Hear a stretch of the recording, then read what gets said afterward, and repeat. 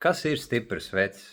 Vai tavuprāt stiprs vecis ir tāds, kas var pa muti kādam salikt, pastāvēt pa sevi, uzspiest 120 kg no krūtīm, uznest veļas mašīnu 3. stāvā, izdzert litru un pēc tam spēt nostaigāt tā kā pa diedziņu, ka neviens nepateiks, ka viņš ir iedzēris?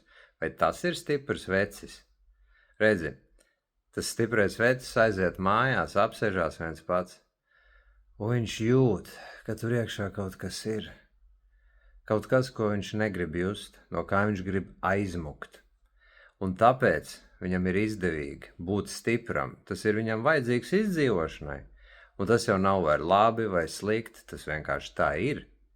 Bet tur iekšā ir kaut kas nepilnvērtīgs, mazvērtīgs, noniecināts, kaut kas vārīgs, un priekš tam ir bijusi vajadzīga uzaudzēt tā čaula, tā stipruma čaula.